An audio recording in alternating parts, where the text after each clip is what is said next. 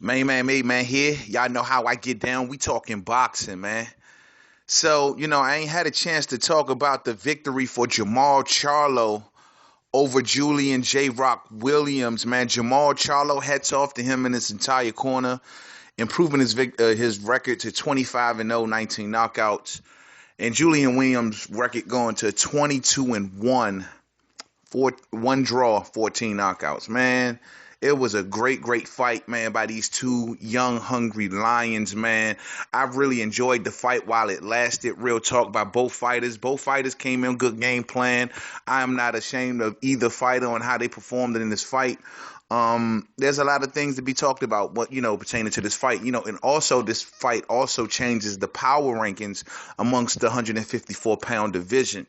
Let's go into this, man. First off, man, Jermall Charlo, he wanted respect. Going into this fight, I don't know why people didn't give him his respect over defeating Austin Trout.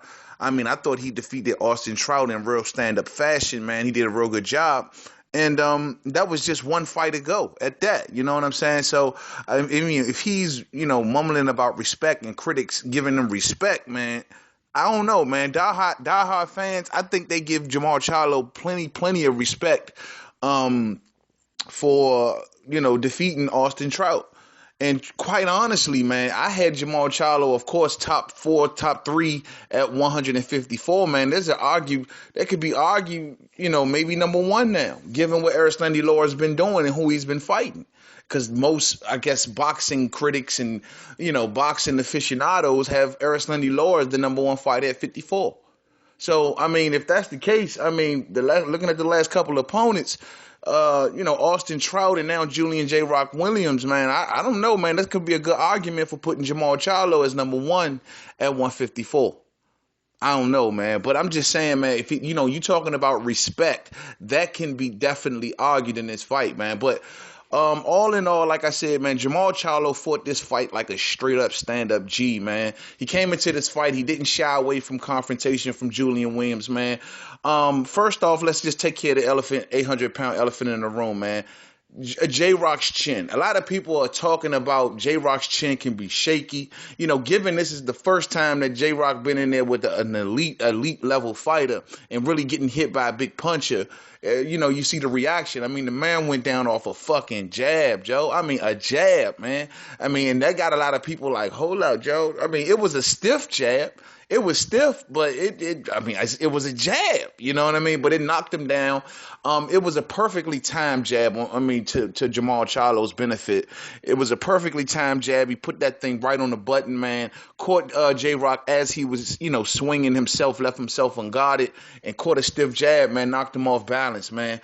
But it was, I think J-Rock, he showed the hell of a chin, and then the final blows, and even the final confrontation, that was a hard ass uppercut, man. He took, leading up into that, to him getting up out of there, he ate an uppercut that was so mean, man.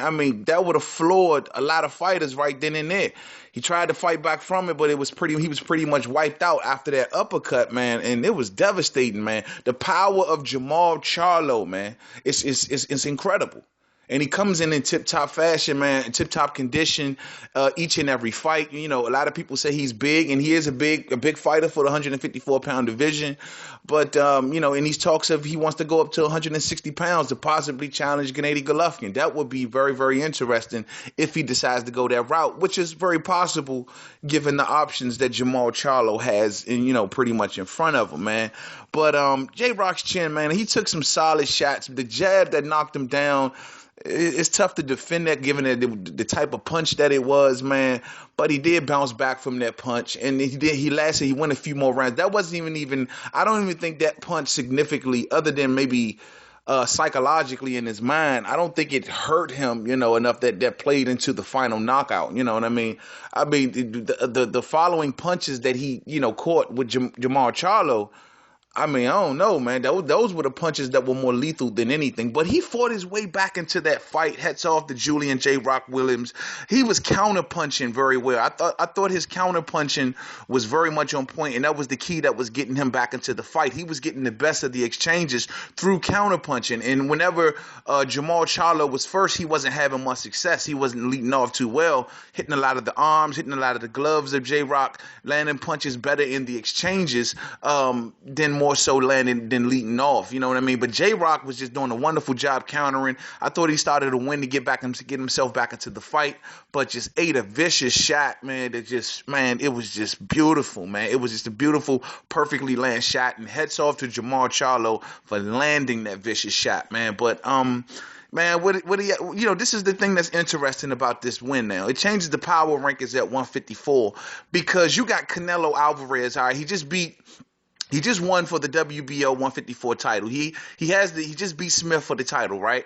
So I know the big fight is Canelo Alvarez and Gennady Golovkin, and that's the number one fight on the plate. Everybody wants to see that fight. But if Canelo Alvarez is not going to go up to challenge Gennady Golovkin, he has a plethora of competition at 154. He's already beaten Arslan Dilor, the so-called number one fighter, at 54. Well, I think Canelo is if he's campaigning at 154, we never know what the fuck Canelo Alvarez is doing.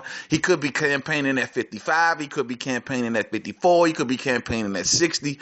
Who fucking knows, man? But whatever Canelo Alvarez is campaigning as, if he chooses not to face Gennady Golovkin in the near future, then it'll be very interesting to see a Jermall Charlo and Canelo Alvarez fight. I mean, this is good all around the board. You know what I'm saying? I don't see no reason whatsoever this fight couldn't be made. You know what I mean? James Kirkland now is going to. They fed him to Miguel Cotto. You know, they try to pluck him off. They stand away from these Charlo boys, man. There's a lot of the veteran fighters, a lot of these foreign fighters, they're staying away from these Charlo boys because they know what's going on. You know, Jermall Charlo is a sharp fighter, but in my opinion, of the two brothers, Jermall Charlo is the more superior fighter. But they're staying away from him, man. Canelo, it seems he's not even mentioning the name of Charlo, and he don't want. And that would be a big fight. Don't get no misunderstand it whatsoever. It'll be a unification match. It'll be a big fight. It'll be bigger than the last fight he just came out with. And look at the numbers that fight did. Imagine that being Jermall Charlo, man. I will advocate for that fight from the rooftops, man. And if Oscar wants a real fight, he says he wants to put on the best fights, man, do it, man. But the thing is, though, Richard Schaefer promoted that particular card, man. We all know, I don't think Oscar De La Hoya and Richard Schaefer, who promoted his first card, boxing card, will ever do business. So if he promotes Jermall Charlo in the immediate future, which I'm pretty sure with the relationship of Al Heyman and Richard Schaefer, that's a high possibility. If he continues to promote Jermall Charlo, I don't think we'll see a Jermall Charlo and Canelo Alvarez, ladies and gentlemen, anytime soon, especially given the fact that the politics of boxing already make it hard to allow that fight to happen, given the network affiliations of Jermall Charlo and Al Heyman, the PBC model, and Canelo Alvarez and HBO and that whole particular model he set up with that, man. So it's kind of rough, man. It's really kind of rough to make that fight, but that will be the fight I would love to see at more than anything right now at 154. Canelo Alvarez and Jermall Charlo, that would be a hell of a fight. But if that fight can't be made, man, where the fuck will Jermall Charlo go? Because he's not going to fight his brother who has the WBC belt. He's not going to fight Arslan Dilor because he's so-called trained by Ronnie Shields, so they basically fight out of the same stable. I mean, where's he going here? Canelo has the other belt. He has one belt. That's all four of the major titles tied up right there. And unless Canelo's willing to give him a fight, the other two will be going against the grain. So that's tough for Jermall Charlo right now, man, and he knows that. And listening to him talking and listening to him praising in the post-fight interview, man, he wants another title. And it's only 3 ways to go to a title in at 154, and the other two are tied up by close friends or family of Jermall Charlo. that's a rough position he is in right now, man. But I don't know, man. Does he put does he put love to the side and say it's just business and he goes after it? I don't see him fighting his brother under any circumstances, and that wouldn't be right to not even speak of. You know what I'm saying? But Erislandy Lara, I'm just saying. I'm just saying. You see what Jermall Charlo did? He turned away from Ronnie Shields and got him another trainer. Hey, that pivots him for a fight possibly against Erislandy Lara. I'm just saying. Maybe it's a smart move, but whatever, man. I don't want to get too much into that. But Jermall Charlo, very impressive. Could be a good argument made that he's number one at 54, given the opponents that Erislandy Lara has been facing. And unless Canelo Alvarez is officially campaigning at 54, which since he's a belt holder, I'm assuming he is. But the talks of him going up to 160 are heavy. But if he's still at 54, of course Canelo's number one. But if not, man, Jermall Charlo can make a very, very good argument for being right either number 2 or number 1 at 54. Very impressive performance. Julian J. Rock Williams, still young, man. One of the things about this fight, lack of body work, man. That's another mistake that Austin Trout had made against Jermall Charlo. Same mistake that Julian J. Rock Williams made, man. Lack of body work to Jermall Charlo. You got to hit this big boy to the body, man. He doesn't even exchange much to the body. And I notice a lot of fighters, they get caught up in a back and forth head hunting fight with Jermall Charlo.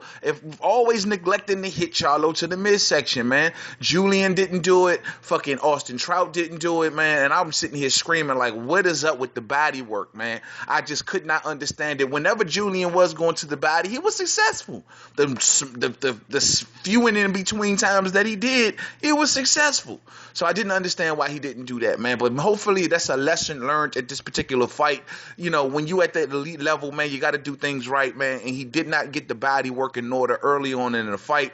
Maybe the knockdown, changed that whole game plan for him, got into his head, because being knocked down and by a stiff-ass jab like he was in the second round, man, could, like Mike Tyson say, everything changes once you get hit, man. The game plan is gone. So, but didn't see the body work, man. Thought that was, hopefully he take that as a takeaway as a young fighter. He's 26 years old. He can bounce back from this particular fight, man. He has many roads ahead of him, and he'll be still a force to be reckoned with at 154 pounds if he stays there at 154 pounds. So this has been a fight you see after the fight, a lot of people were questioning Charlo's and, saying his character, man, is fucked up because how they treated, man. They had some beef. This is real fighters, man. This is how fighting go, man. I still appreciate sportsmanship, though. At the end of the day, whatever problems you got, man, y'all two just put y'all lives on the line in that ring, man. Make it up, man. At least whatever beef y'all got, carry it on, whatever. But at that particular moment in that ring, you got to congratulate the man in front of you for standing in front of you and completing the fight, or even attempting to,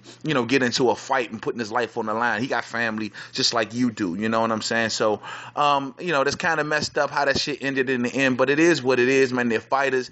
They clearly got beef beyond the ropes, man. And, it just goes like that in the fight game sometimes, man. But, great fight. Very much enjoyed it, man. Good card, man. I love to see this, man. Richard Schaefer's out here promoting now, ladies and gentlemen. So let's see what kind of cards he tends to put on, man. We see how he went out before, he got into that shit with Oscar, man. Richard was putting on some damn good cards, man. So I'm looking forward to seeing if Richard Schaefer can put a lot of these good top fighters together like he did on this particular card. And if it continues to go this route, man, I'm rooting for Richard Schaefer. Fuck that. To the next video, Main Man, Made Man. Don't forget to subscribe. Twitter, Made Man 511. Facebook, Main Man, Made Man Boxing Forum. Google Plus, Main Man, Made Man. Man, damn, Jermall Charlo, another big name. Go from Austin Trout then to Julian J. Rock Williams, man. And he's still calling out. He wants to unify. Clearly, he wants Canelo Alvarez. And he also made talks that he'll go up to 160 to see Triple G. That'll be a good fight also, man. I love it, man. Jermall Charlo, my man. Good fight, good victory. To the next video. Peace out.